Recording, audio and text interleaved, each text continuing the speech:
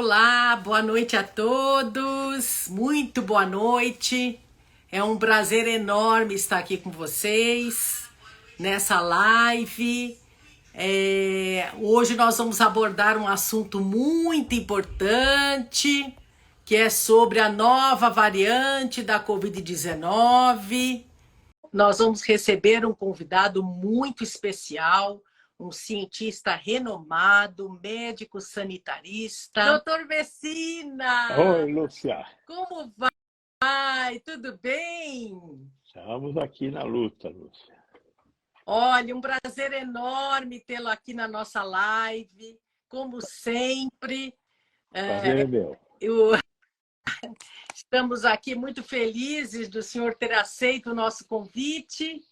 E hoje eu gostaria de falar com o senhor a respeito, né, dessa nova variante da Omicron, que foi registrada aqui no Brasil, o primeiro caso.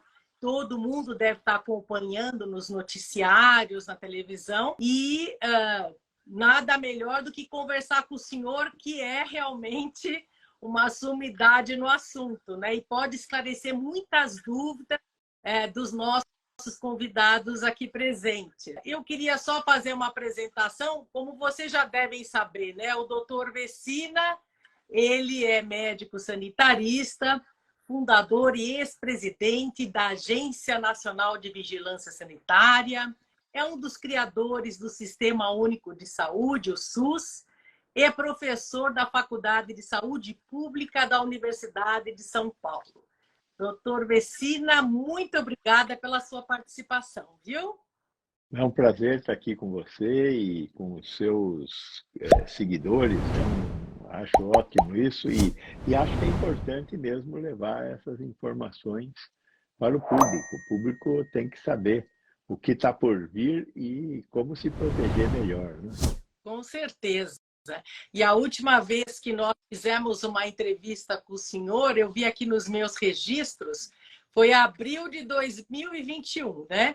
Que a gente estava ali na pandemia, trazendo informação para o pessoal no canal do Elias Awad e no Especial Saúde. E agora aqui eu vou começar a trazer informações para as pessoas sobre saúde. Nada melhor do que trazer um tema aí muito importante, né, doutor Vecina? Essa pandemia, né, doutor Vecina, só trazendo um pouquinho do histórico, ela trouxe muitos ensinamentos para nós, né? Tivemos aí diferentes variantes do vírus da Covid, a variante alfa, beta, gama, e que trouxe aí muitas mortes, infelizmente, né?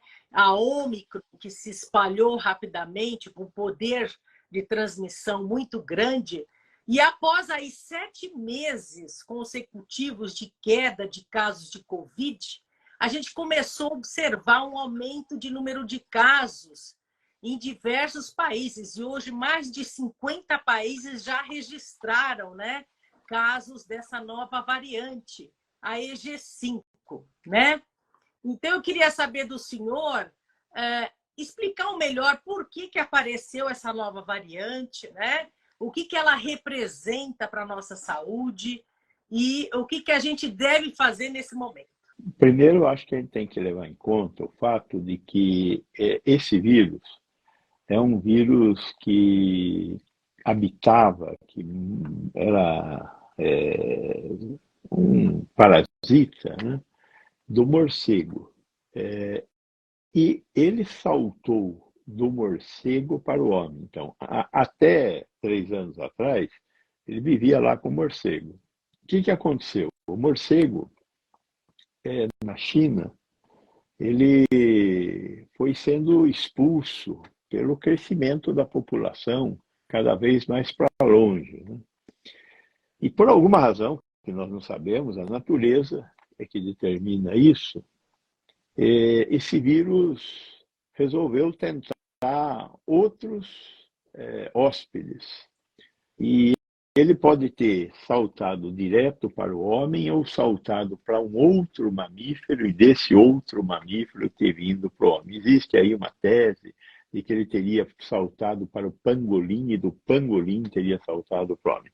Seja como for, a pressão que nós, humanidade, fizemos sobre o morcego, num país tão densamente povoado como a China, fez com que esse vírus, em algum momento, saltasse para o homem também, pela forma como os chineses se alimentam, como eles pressionam o meio ambiente deles.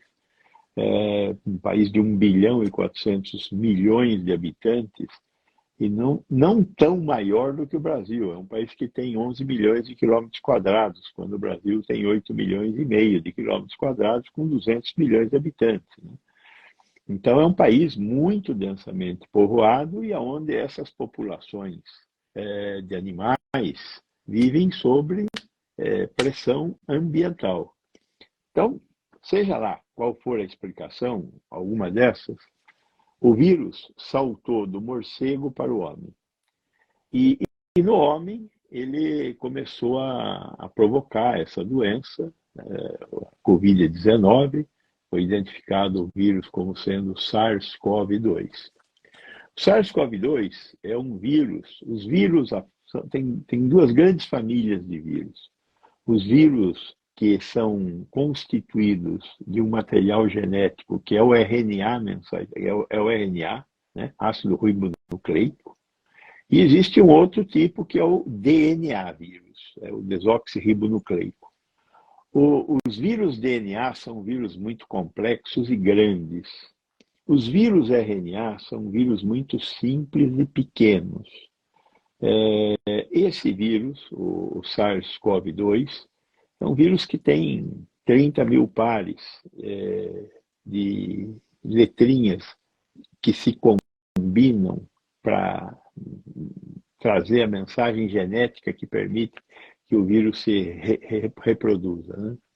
Interessante notar também que vírus não é considerado uma forma de vida. Por quê? Porque ele é incapaz de se reproduzir. Para que o vírus se reproduza, ele precisa invadir uma célula de algum animal que tenha capacidade de ter um material genético de recriação, e aí ele entra dentro da célula e ordena ao material genético da célula que o reproduza. Aí a célula obedece, né? Foi tomada pelo vírus, reproduz, até que ele estoura o citoplasma, a célula, né? E passa a invadir outras células, e esse processo continua, é um processo inflamatório, agudo, e por causa desse processo inflamatório agudo, conforme o vírus vai se reproduzindo, nós vamos sentindo sintomas, né? Então vamos sentir febre, vamos sentir dor de cabeça, dependendo do local em que ele estiver e evoluir, eles vão sentir falta de ar, enfim, esses sintomas gerais. E aí, como ele entra pela orofaringe, boca e nariz, ele pode afetar os nervos dessa região. E daí ele também pode dar aquela sensação de perda de capacidade de sentir sabor e cheiro, né? A anosmia. Uhum. Então, são os sintomas dessa reprodução viral, que é um processo infeccioso que determina um processo inflamatório, daí febre, dor, falta de ar, perda da capacidade de respirar, cansaço, né? Essas são sintomas gerais de uma gripe um pouco mais forte, mas é basicamente uma doença respiratória alta, mas que pode rapidamente se transformar numa doença que atinge o corpo todo e pode, inclusive, matar preferencialmente as pessoas mais frágeis, que são os idosos, as crianças e os humanos que têm já uma doença pré-existente, é hipertenso, é diabético, tem câncer, tem uma doença imune, esses mais frágeis tendem a morrer mais. O ciclo mais comum do SARS-CoV-2 ele mata cerca de 15 em cada 100 idosos acima de 80 anos. 2 em cada 1.000 jovens. Então, o jovem passa desapercebido por uma doença dessas. Já o velho morre muito. Durante a pandemia, a maior parte das pessoas que morreram foram os idosos e os portadores de comorbidade, com certeza. Então, o vírus tem essa condição. A segunda questão que é importante para a gente colocar aqui para vocês é que essa é uma coisa que é difícil da gente entender, porque a gente olha para a natureza, acha que a natureza é uma coisa perfeita, tudo acontece direitinho. Não, a natureza é imperfeita. E ela é imperfeita para buscar a perfeição. Isto foi uma descoberta que foi feita lá no século XVIII, XIX, pelo um sujeito que andou lá no Beagle, que veio aqui para o Brasil e depois foi parar lá no Equador, agora esqueci o nome dele, mas Charles Darwin. A teoria da evolução, né? A teoria da evolução. A gente olha para a natureza é perfeita. Não, ela não é perfeita. Ela tenta se aperfeiçoar continuamente. Uhum. Nesse aperfeiçoar, existem acertos e erros. Então, como toda matéria que se reproduz, inclusive os vírus, é constituído de um material genético, como eu já falei aqui, RNA ou DNA. Uhum. Ele entra na célula e comanda uma replicação dele. A célula reproduz o vírus, mas pode cometer erros nessa reprodução. Então, esses erros, se eles melhorarem, eles se tornarão prevalentes. Uhum. Se eles não melhorarem o vírus, eles deixarão de existir, porque a tendência da natureza é reproduzir vírus que estejam em melhor condição de existir do que os que não estão em melhor condição de existir.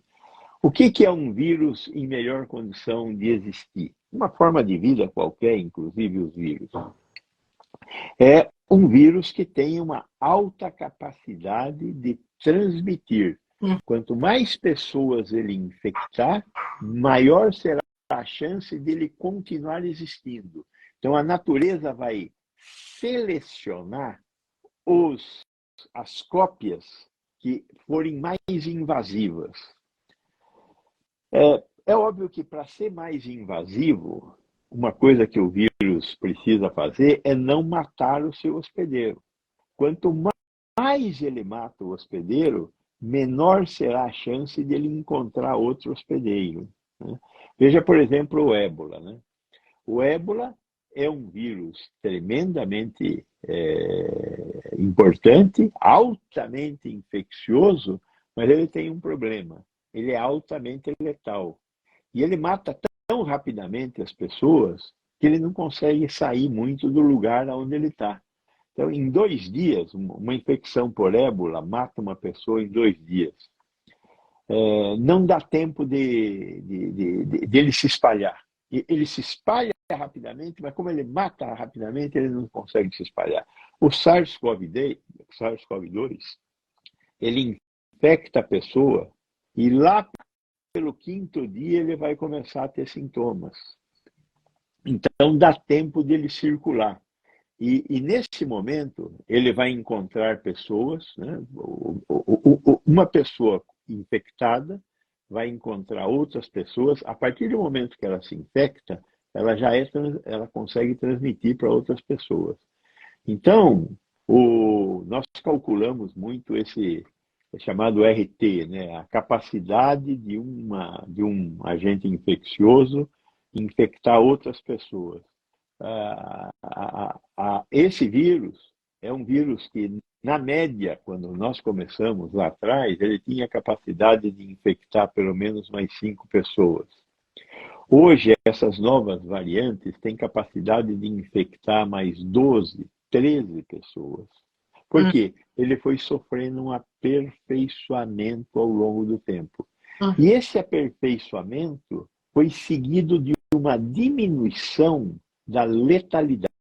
Ele passa a matar menos, né? Você veja, a primeira onda que nós tivemos aqui no Brasil, do vírus que veio de Wuhan, matou em 8 meses cerca de 200 mil pessoas. A segunda onda, que foi a variante Gama, produzida aqui em Manaus, em cerca de 8 a 9 meses, matou 400 mil pessoas, o dobro, né? Depois veio a variante Delta e a Omicron. A Delta e a Omicron mataram um pouquinho mais de 100 mil pessoas, embora fizeram um número muito maior de casos. Então, quando a gente olha o número de casos da variante original, da variante Gama, da variante Delta e da variante Omicron, a variante Omicron é uma explosão de casos, né? Mas com uma letalidade que é bem menor do que a letalidade da Gama, que matou 400 mil pessoas, enquanto que a Omicron se matou umas 60, 70 mil pessoas, o resto foi a Delta. Então, mas essa letalidade baixa da Omicron, que o senhor citou aí, se deve ao fato das pessoas terem recebido as vacinas ou foi uma evolução do vírus que acabou se tornando mais fraco? Veja bem, não dá para dizer o que é A ou o que é B, né? O Brasil, ele distribuiu ao longo do início do processo de vacinação. O início do processo de vacinação foi em janeiro de 21, né? Nós distribuímos 735 milhões de doses de vacina. A maioria das vacinas que nós usamos eram 2 doses. Então, nós vacinamos a população toda mais de uma vez, né? Apesar da cobertura, de a gente reclamar que a cobertura está baixa, porque o ciclo completo de vacinação são 5 doses, né? As 2 doses originais e depois mais 3 doses de reforço. Eu, por exemplo, tomei as 5 doses, né? Tomei duas doses da vacina da Fiocruz, da AstraZeneca, tomei depois uma dose de Janssen e tomei 2 doses de Pfizer, inclusive a última, a vacina bivalente. Se todo mundo tivesse tomado 5 doses, nós teríamos coberto qualquer coisa em torno de 735 milhões dividido por 5, né? Então, isso dá umas 120, 130 milhões de habitantes. É uma cobertura muito boa, apesar da gente achar que teria que aumentar, e de fato tem que aumentar, mas é uma cobertura que deu uma proteção relativamente boa para a população brasileira. Então, a letalidade ser mais baixa é fruto também. O Estado de São Paulo fez um levantamento no início de 2022, pegando a mortalidade e gente que tinha sido vacinada. E a mortalidade de uma pessoa vacinada é 26 vezes menor do que a mortalidade de uma pessoa não vacinada. Agora, essa é uma discussão muito interessante, porque ela não consegue, a vacina não consegue impedir você pegar a doença, mas ela é altamente protetiva. Então, ela protege contra a doença grave e contra a morte. As pessoas acham, eu já peguei Covid, eu já tomei 2 doses ou 3 doses, eu já estou protegida, não preciso mais tomar mais doses da vacina, uma vacina nova. Ou seja, é necessário sim as pessoas receberem as vacinas e os reforços para justamente não pegarem a forma grave da doença, porque essa EG5 que apareceu, essa nova variante, ela tem uma mutação na proteína spike, por isso que ela tem essa capacidade de transmissão maior que a gente está observando, o número de casos está aumentando, mas trata-se de uma variante que não induz o quadro grave nem hospitalizações, graças a Deus. Né, doutor Vecina? Exatamente. Eu acho que é importante a gente notar essa questão dessas mutações, né? Porque, veja bem, quando a gente fala, por exemplo, varíola é um vírus também, só que é um vírus DNA. A varíola acabou. Por que a varíola acabou? Porque nós vacinamos todo mundo, e como ela é um vírus grande e complexo, ela tinha poucas mutações. Uhum. Então, a vacina acabou. Quando você conseguiu proteger cerca de 70% da população, isso é um fenômeno epidemiológico. Sempre que eu protejo 70% da população, o vírus não consegue mais encontrar suscetíveis, pessoas que possam ter a doença. Né? Aqui no Brasil, na primeira onda, nós fazíamos pesquisa em bancos de sangue. Nós pegávamos todo o sangue dos doadores e fazíamos pesquisa para saber quem tinha anticorpos contra a Covid. Nós fizemos isso durante um bom tempo, acho que ainda continuamos fazendo. No Hemocentro de Manaus, em julho de 2020, 76% dos doadores de sangue tinham tido a variante original. Ou seja, em Manaus, nós chegamos à imunidade de rebanho, que mais de 70% da população já tinha tido a doença, portanto, não teria novamente. Essa é uma característica interessante. Logo na primeira onda, quem tinha Covid uma vez não tinha Covid outra vez. A maioria imensa das pessoas. Tinha alguns casos excepcionais, até o HC criou um ambulatório de recidiva, etc., mas era excepcional. Aí veio uma coisa que nós não estávamos acostumados. Por exemplo, não tem mutação no vírus do sarampo. Por quê? Porque é um vírus complexo. Não tem mutação no vírus da poliomielite, porque é um vírus complexo. Agora, esse vírus, como é o vírus da gripe também, sofre mutações. Então, as pessoas que têm na cabeça, tomei uma vacina, estou protegido para sempre, né? Você tomou a vacina do sarampo, nunca mais vai ter sarampo. Tomou a vacina da polio, nunca mais vai ter polio. Isso é uma verdade, mas é uma verdade para este vírus, para aquele vírus, não para o vírus da SARS-CoV-2. A SARS-CoV-2 vai continuar conosco e ela vai continuar sofrendo mutações. Então, ela vai continuar conosco e vai exigir novas doses de vacina. E mais, uma coisa que nós não sabemos como funciona. Né? Eu tomo a dose de vacina do sarampo, a dose principal e a dose de reforço, estou protegido pela vida toda. É lógico que, em relação ao sarampo, a gente precisa vacinar todo mundo e continuar vacinando todo mundo, porque vem gente de outros países que não tem uma alta cobertura vacinal e vem com a doença. Então, se eu diminuir a cobertura vacinal, quando vem um saramposo de outro lugar, ele passa o sarampo para quem não tiver vacinado. E não é só para criança. Isso é a coisa mais terrível. Qualquer adulto que não tomou a vacina quando criança corre o risco de pegar a doença quando adulto. Só que sarampo no adulto é uma doença gravíssima. Na criança é uma doença quase benigna. Mata os desnutridos, os que têm doenças imunológicas, esses eles matam. Né? E uma criança desnutrida é uma criança que não tem comida, precisa dar comida para ela. Uma criança que tem uma doença imunológica, eu posso tratar e ela pode viver. Então não é uma questão de quem morreu é porque tinha que morrer. Não é isso. Nós temos que salvar as crianças.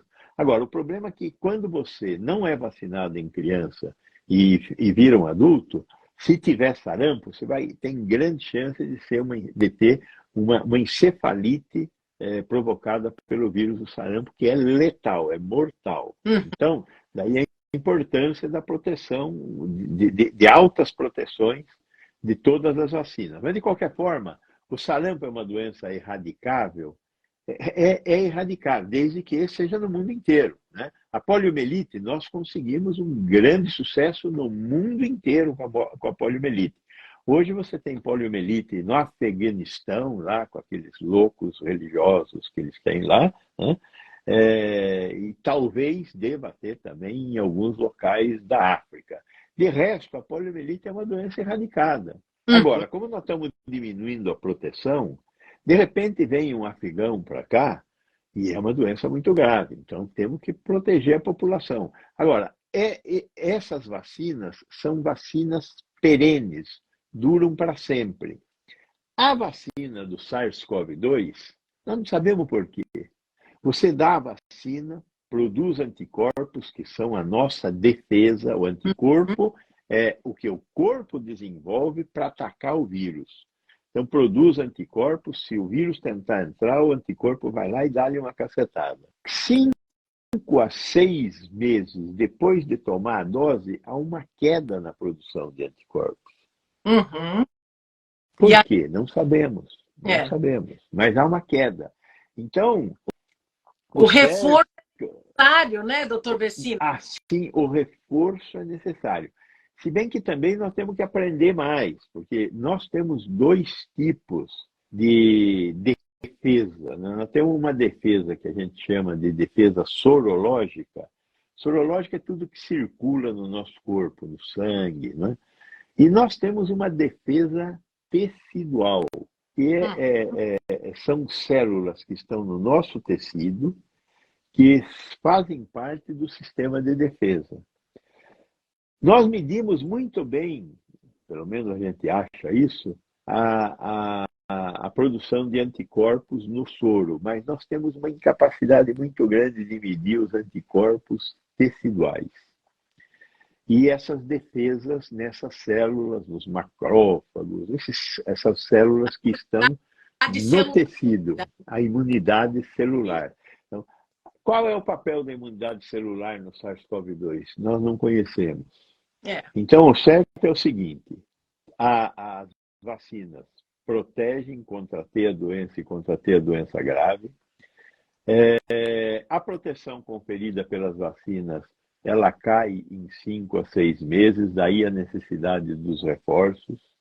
Daí hoje a recomendação para quem tomou a última dose de vacina há mais de um ano, vá à unidade de saúde e faça um reforço. As unidades de saúde estão aceitando fazer o reforço com a bivalente da Pfizer para pessoas que têm mais de um ano que tomou a última dose. Para quê? Para se defender dessa circulação. Você falou aí da Aedes, né? A Aedes, que é essa EG 5.1, é uma dessas novas variantes. Né? Mas tem mais 2 variantes chegando. Tem uma BA2.86, chamada de pirola, sei lá por quê, e tem a Arcturus, que é a XB 1.16. Nossa. Elas estão aí, né? Qual é a que vai ser prevalente? Qual é a que vai dominar as outras? E veja, conforme nós vamos tendo a doença, nós vamos tendo novas variantes. Então, você pega países com baixa proteção vacinal, como é o caso da Índia, como é o caso dos países africanos, nesses países nós vamos ter um número maior de variantes. Agora, veja, aonde nasceu a Ômicron? Na África do Sul. Aonde nasceu a Delta? Na Índia. Da onde veio a Aedes? Da Índia. Olha, a Aedes veio da Índia, então. Veio da Índia. Até agora é isso que nós achamos. Então, quanto mais populoso o país com baixo nível socioeconômico, maior a chance de termos essas variantes e elas se espalharem para outros países, né, doutor Vecina? Exatamente. Né? O nível socioeconômico baixo é porque ele é um indicativo de baixa cobertura vacinal. Né? É que tem pessoas, infelizmente, doutor Vecina, que ainda duvidam da proteção das vacinas, né? E aí as pessoas acabam, eu já peguei Covid, eu não preciso mais tomar vacina, porque a vacina dá efeito colateral, teve casos de miocardite, de pericardite, que foram registrados, mas a gente sabe, doutor Vecina, que os benefícios são infinitamente maiores do que qualquer tipo de efeito colateral. E a gente presenciou isso na pandemia. Nós, graças a Deus, conseguimos controlar aquelas hospitalizações e mortes por Covid, graças às vacinas. A gente tem que deixar claro, né, doutor Vecina, que infelizmente tem gente ainda que duvida disso e tem medo de se vacinar. Então é importante deixar bem claro, né? Essas 735 milhões de doses, elas, pelos cálculos que os epidemiologistas fazem, elas conseguiram evitar 300 mil mortes. Nossa. 300 mil mortes. Agora, as 735 milhões de doses de vacina tiveram efeitos colaterais. Não há por que esconder os efeitos colaterais, né? Nós sabemos que, principalmente, a vacina de vetor viral da AstraZeneca e a vacina da Pfizer, de RNA mensageiro, elas tiveram efeitos colaterais, né? A vacina de vetor viral aumentou a probabilidade da ocorrência de tromboembolismo e as vacinas de RNA mensageiro aumentaram a probabilidade da existência de uma infecção no músculo cardíaco, uma pericardite, uma endocardite. Agora, esses quadros de doença identificados e tratados evitam morte. Dessas 735 milhões de pessoas vacinadas, nós tivemos comprovados 50 mortes e evitamos 300 mil mortes. A grande maioria das 50 mortes também tiveram a ver com problemas oriundos de pessoas com síndromes de rebaixamento imunológico, com problemas de saúde acumulados. As pessoas que estavam em tratamento de câncer, tomando quimioterapia pesada. Então, são essas as pessoas que sofreram mais, né? Então, a vacina protegeu e criou um espaço muito importante para as pessoas passarem por essa doença de uma maneira menos conturbada, né? Essas variantes que a gente vem observando, né, do vírus SARS-CoV-2, existe alguma chance de aparecer uma variante que induz quadros graves ou não? Ou pelo fato da gente estar recebendo essas vacinas do mundo, as pessoas estão sendo vacinadas, a tendência é que essas mutações elas enfraqueçam o vírus? Tem alguma relação? Essas mutações que acabam prevalentes são mutações, como você já falou aí, na proteína spike, que é a chave de entrada na célula. Para ela se tornar mais letal, ela tem que fazer outras mudanças lá dentro do vírus. A chave é o spike. Agora, onde tem o desenvolvimento do processo inflamatório que o vírus desencadeia, é em outras regiões. Então, do ponto de vista probabilístico, isso que você falou, é possível você ter um vírus com alta capacidade de transmissão e mais letal, né? Não dá para ter um vírus só mais letal. Um vírus só mais letal, ele desaparece. Porque as variantes que têm um maior apetite por novos pacientes, elas acabam sufocando uma variante menos competente. A gente tem que entender um pouco isso. É difícil de entender isso. A natureza, ela vai permitir que aquilo que tem a maior capacidade de reprodução se sobreponha a quem tem menor capacidade de transmissão. Então, por isso que não aparece um vírus mais letal. O vírus mais letal aparece, ele deve ter acontecido. Só que ele rapidamente deixa de existir, porque aquela cepa que é mais transmissível é a cepa que vai fazer mais filhos, mais filhos, mais filhos. E as cepas com menor capacidade de transmissão, elas vão ocupar um espaço cada vez menor, cada vez menor, até desaparecer. Nós estamos falando de eventos probabilísticos. A gente tem que entender um pouco essa questão. E assim, a gente ainda, graças a Deus, graças à ciência brasileira e mundial, a gente conseguiu em tempo recorde essas vacinas que hoje estão disponíveis.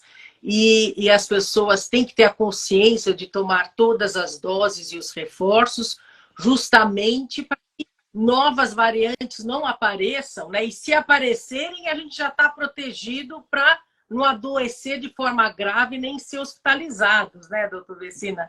E a gente observa que a cobertura vacinal ela está muito baixa, né, em São Paulo e no Brasil. As pessoas não estão indo receber os reforços da Covid. Então, agora com o aparecimento dessa variante, mas ela não, só induz um resfriadinho, isso daí não é nada. É importante as pessoas se vacinarem, né, doutor Vecina? A Covid longa, que é um evento que nós ainda estamos aprendendo a interpretar, né? Ela é uma doença muito chata, muito chata. Ela pode não matar, mas ela causa problemas que duram 1, 2, 3 anos, né? Nós estamos aprendendo. Essa pandemia começou em 2020, nós estamos em 2023, então nós não sabemos o que vai acontecer em 2024 com quem teve a doença ou com quem está tendo Covid longa. Cada dia que passa é um dia para aproveitar e aprender algo sobre essa doença. É uma evolução, né? Então estamos aprendendo a trabalhar com a Covid longa. Então hoje, não, eu vou pegar a Covid e tiro de letra. Depende. Se você pegar uma Covid longa, você não sabe o que é tirar de letra, né? Quer dizer, quando é que você consegue reconstituir a sua capacidade pulmonar, a sua capacidade de respirar, de caminhar? É muito complicada essa doença. Então, eu acho que é fundamental vacinar. Existem 2 medicamentos. O Molnupiravir, que ainda não está aprovado no Brasil, mas mais porque a empresa não quis levar isso mais à frente, né, a aprovação. E existe o Paxlovid. Paxlovid, que é uma mistura de 2 antivirais, o Nilmatrivir e a ribavirina. Esse produto está aprovado no Brasil nas unidades do SUS. Nós temos o produto. E a ideia desse produto é a seguinte: você pegou a doença, tá lá com sintomas gripais e tal, fez o swab nasal, fez o RT-PCR, o teste rápido a gente deve fazer em torno do 5º dia após o início dos sintomas. O teste de laboratório já pode ser feito no 3º dia após o início dos sintomas, que ele é mais sensível. Positivou? Opa, vai na unidade de saúde. Se você for um portador de comorbidade, ou se você for um idoso, uma criança muito pequena, a chance de morrer existe. Aí vai tomar o remédio, que é o Paxlovid. O remédio não é barato. Esse remédio você tem que tomar durante 5 dias, 2 comprimidos de manhã, 2 comprimidos à noite. E a caixa do remédio está sendo vendida aí por quase R$5.000. Nossa! Agora, o SUS tem. Agora, o SUS só vai aplicar nas pessoas que têm uma maior probabilidade de morrer. Fez o exame, deu positivo, vai na unidade de saúde e vamos tentar entender se você faz parte do protocolo para receber o Paxlovid. Então, e ele acaba meio inibindo a replicação do vírus, controlando a... Ele é um antiviral. Nós temos poucos antivirais, nós temos. Então, para a Covid, o antiviral Paxlovid e Molnupiravir.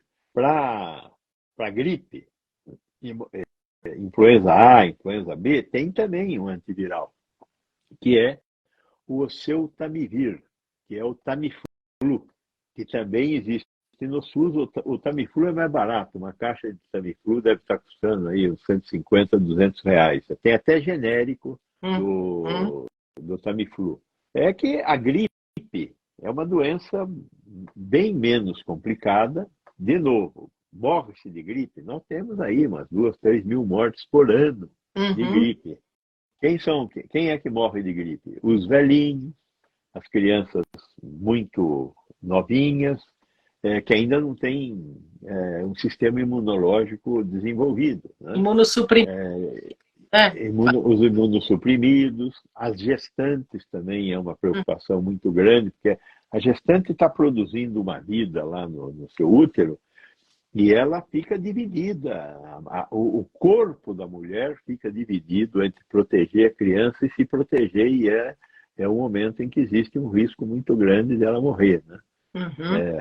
Uma coisa importante também, as grávidas têm que estar adequadamente protegidas de rubéola, porque a probabilidade de, não tendo vacinado contra a rubéola, ter rubéola durante a gravidez, você vai produzir uma malformação no feto. Então, daí a importância da vacinação contra a rubéola das grávidas. Né?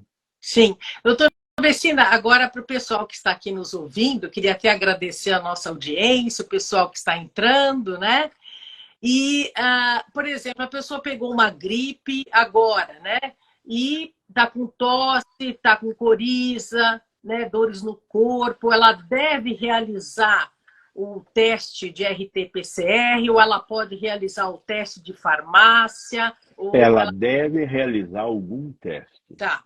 Principalmente se ela for idoso, for uma criança muito pequenininha ou se tiver uma comorbidade.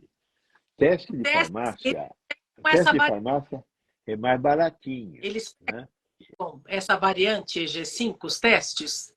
Os testes, até onde eu acompanho, eles não deixam de identificar o vírus. O vírus continua sendo identificado pelos testes que nós temos no mercado. Tá. A única coisa é que se você for fazer no laboratório, vai custar lá R$250 a R$300. Na farmácia, deve estar sendo vendido por R$50 o teste. Agora, na farmácia, a partir do 5º dia dos sintomas. Uma gripe comum, ela vai resolver-se em 7 a 10 dias. Né? Uma Covid-19 numa pessoa jovem, etc., é por aí também, 7 a 10 dias. Agora, um idoso, um portador de comorbidade, vai ficar aí para 10, 15 dias. Então, fazer o teste por volta do 5º dia e, se der positivo, ir na unidade básica para que a unidade avalie a probabilidade de doença grave e, eventualmente, inicie o tratamento com o Paxlovid, é muito importante. É porque a gente não consegue diferenciar se é uma gripe ou se é a Covid, porque os sintomas são praticamente iguais, né, doutor Vecina? Nós temos a gripe, a influenza A, a influenza B, nós temos a Covid-19, nós temos o vírus sincicial respiratório. O vírus sincicial respiratório, neste momento, foi muito importante. Nós tivemos um número imenso de casos de vírus sincicial respiratório, principalmente em crianças, porque elas deixaram de ir para a escola. E agora, com a retomada das aulas, houve uma explosão de casos, né? E ela dá um quadro chamado de bronquiolite, que às vezes precisa as crianças serem internadas também. Importante, doutor Vecina, também falar para as pessoas irem para os postos tomarem a vacina da gripe, né? A vacina da gripe é importantíssima também, por tudo isso que nós estamos falando. A vacina da gripe é em parte, uma loteria, porque você tem mais de 200 tipos de vírus de gripe circulando. Qual é o vírus que vai circular aqui. Não dá para fazer uma vacina 200 valentes. Você faz uma vacina tri ou tetravalente, tentando estimar qual é o vírus que vai circular aqui e o vírus que circulou no hemisfério norte. Da mesma forma que o hemisfério norte, quando vai fazer sua vacina, olha para o vírus que circulou no hemisfério sul. Né? Então, as vacinas contra a gripe geralmente são feitas com 3 a 4 vírus e ela repete os vírus que circulam mais no hemisfério antípoda para fazer a vacina do ano. É lógico que a gente começa a produzir a vacina 4 a 5 meses antes da ocorrência da epidemia. Né? Quando é que a gente tem gripe? Quando vem o inverno. No inverno a gente se fecha, aumenta a transmissibilidade, etc. Então, a gente vacina em março, abril, para se proteger de uma doença que tem seu pico em junho, julho. Só que para ter a vacina em março, abril, eu tenho que começar a produzir a vacina em dezembro, janeiro. Então, tem um descompasso aí que a gente tem que entender. Né? É verdade, doutor Vecina. E o uso de máscara, doutor Vecina, neste momento que a gente está vendo esse aumento de casos, é recomendável? O que o senhor acha? Eu, em ambientes fechados, uso máscara. Então, esses dias tive que viajar, eu fui de máscara, voltei de máscara.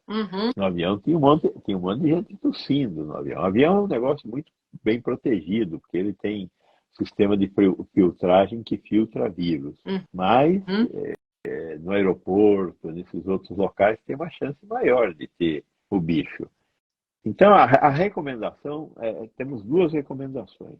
Se você é um velhinho, se você tem fragilidades, use máscara em ambientes fechados. Agora, se você estiver tossindo, se você tem sintomas de uma doença respiratória, use máscara, companheiro, companheira, companheire, né? Para proteger os outros com quem você vai estar junto. Quantos então, milhões de vírus são espalhados quando a gente tosse e espirra? Imagina aí o metrô, né, doutor Vecina? 1 porrilhão de vírus. Então, por favor, proteja o seu próximo quando você tiver uma doença respiratória. Nós não estamos falando de Covid-19, nós estamos falando de civilidade e desse monte de doenças respiratórias. Por que você tem que ser um disseminador de doença respiratória? Então, tem doença respiratória? Saia de máscara de casa. Use máscara. Proteja o seu próximo. Proteja as pessoas com as quais você convive. Né? Vamos ser civilizados. Né? É isso aí, doutor Vecina. E aí a gente está chegando ao final, infelizmente, nesse papo maravilhoso, mais uma vez, uma honra enorme conversar com o senhor, falando de assuntos tão importantes, ainda mais nesse momento aí de registro de casos dessa nova variante. Queria agradecer muito a sua presença. Falei aqui com o doutor Vecina, que é médico sanitarista, fundador e ex-presidente da Anvisa, professor da Faculdade de Saúde Pública da Universidade de São Paulo. Doutor Vecina, um abraço enorme e muito obrigada pela sua participação e pelas informações importantes aqui pelo nosso público e para a nossa live, que foi um sucesso. Muito obrigado, estou sempre às ordens. E quero cumprimentar também as pessoas que assistiram, que estão assistindo. Por quê? Porque estão aprendendo a fazer melhor as coisas. Se proteger melhor contra a bicharada que habita o planeta. Mas temos que conseguir também melhorar as questões do meio ambiente, porque essa bicharada vem da nossa agressão ao meio ambiente. Daí a importância, né? Vamos pensar 2 vezes antes de pesquisar petróleo lá na Foz do Amazonas. Vamos proteger a floresta amazônica, vamos proteger a Mata Atlântica, o Pantanal. Vamos tentar fazer alguma coisa para fazer um mundo melhor. Com certeza. E vacine-se. Você que não recebeu os reforços das vacinas, vá ao posto mais próximo, vacine-se. Né, doutor Vecina? Sem dúvida. Tome a vacina, que é mais seguro do que não tomar a vacina. Existe comprovação científica disso. Um grande abraço. Obrigada. Tchau, gente. Um abraço, doutor Vecina. Obrigada. Tchau, tchau.